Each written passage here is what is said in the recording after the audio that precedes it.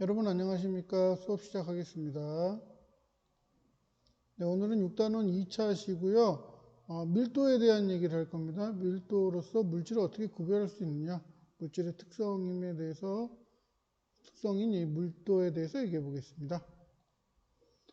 네, 오늘 6단원 2차시고요. 밀도에 대해서 얘기하겠습니다.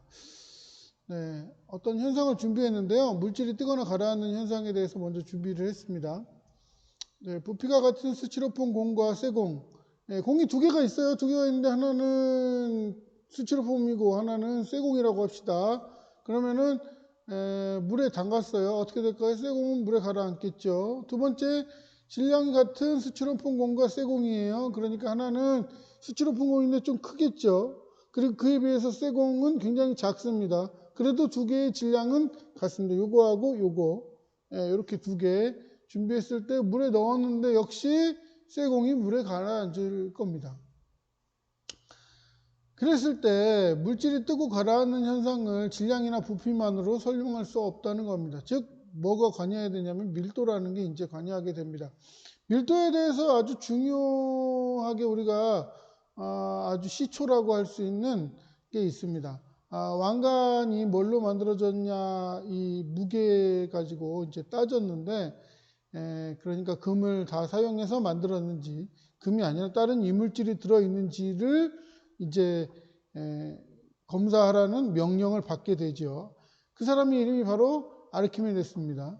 이 아르키메데스가 그래서 물속에서 목욕을 하다가 물이 밖으로 흘러 넘치는 걸 보고 이 밀도에 대해서 생각해내게 됩니다. 그래서 유레카를 외치면서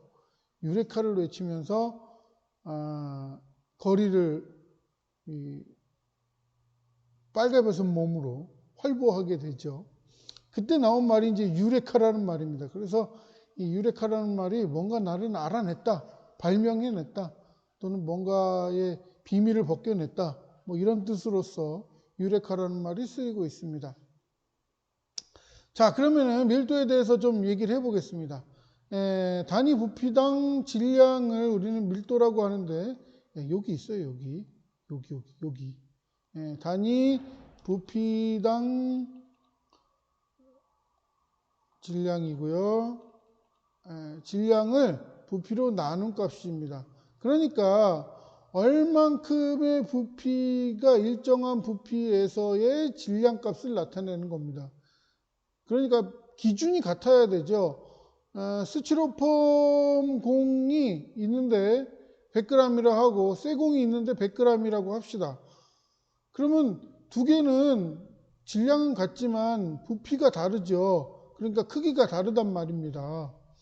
그러니까 크기라는 기준이 없다는 거죠. 스티로폼 공하고요, 쇠공하고 비교를 하려면은 어떤 게 무겁다, 가볍다를 비교하려면은 스티로폼 공도 축구공만한 크기, 쇠공도 축구공만한 크기라는 같은 기준이 있어야 된다는 거예요.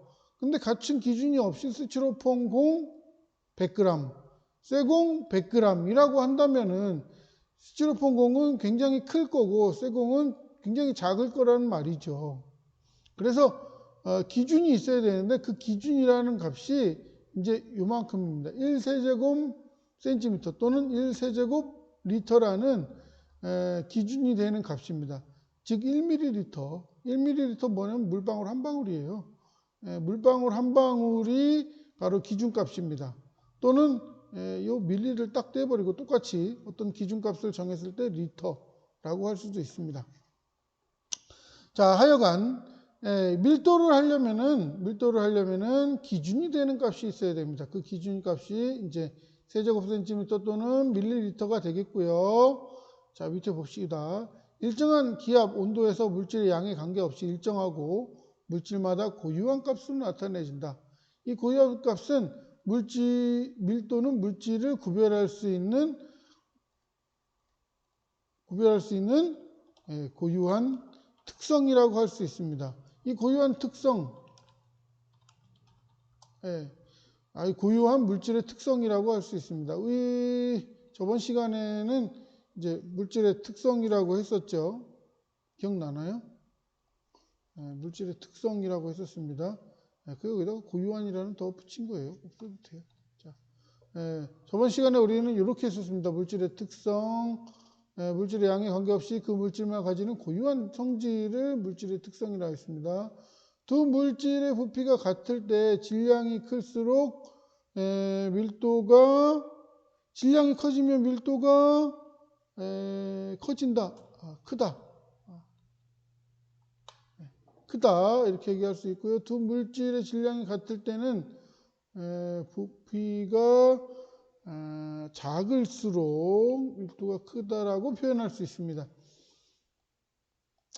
밀도 비교. 밀도가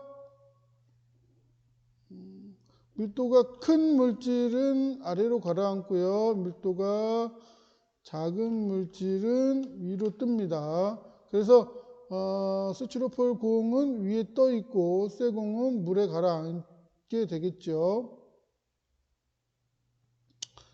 자, 예를 들어서 알루미늄이 물보다 밀도가 크기 때문에 알루미늄은 물에 가라앉습니다. 다섯 번째, 밀도와 물에 뜨고 가라앉는 현상. 밀도가 스티로폼 공은 밀도가 작고요. 물은 밀도가 중간이고 쇠공은 밀도가 크기 때문에 쇠공이 가라앉고 물은 중간에 있고 스티로폼은 위에 떠 있고 스티로폼 공은 물에 뜨고 쇠공은 물에 가라앉는다. 이렇게 표현할 수 있습니다. 자, 순물질과 혼합물의 밀도. 자, 당연히 순물질은 순수하기 때문에 한 가지 물질이기 때문에 밀도가 일정하게 나옵니다. 그런데 혼합물은 어떤 것과 어떤 것이 섞여 있는 거에 따라서 밀도가 다르게 나타납니다. 성분 물질의 혼합 비율에 따라서 밀도가 다르게 나타납니다. 그래서 물에 소금을 넣으면요, 이 물의 밀도가 소금이 녹아서 다르게 돼요. 소금을 많이 쓸수록 밀도가 높아집니다. 이거 쓰고요. 자, 물에다가요, 소금을 넣으면은 밀도가 점점 높아집니다. 소금을 계속 녹이면은 물의 밀도가 점점 높아집니다. 처음에 물에다가요, 달걀을 넣으면은요, 달걀이 가라앉아요. 그러다가 소금을 넣으면은 달걀이 중간쯤 떠집니다. 그러다가 점점 더 넣게 되면요, 소금물의 밀도가 달걀의 밀도보다 무겁게 돼요. 그럼 반대로 달걀이 떠오르게 됩니다.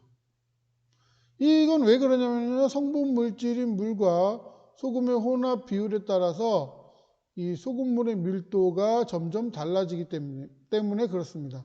이때의 소금물은 바로 혼합물이라고 할 수 있습니다. 그래서 혼합물은 물질의 혼합 비율에 따라서 밀도가 달라진다고 얘기할 수 있겠습니다. 네, 오늘은요, 밀도에 대해서 얘기했습니다. 밀도에 대해서 꼭 기억할 거는 당연히 이거 알아야 되지만 유레카라는 말을 기억하시면은 그 유레카라는 말 가지고 우리는 나머지 것들이 다 기억날 수 있을 것 같습니다. 네, 오늘은 밀도에 대해서 했습니다. 수고하셨습니다.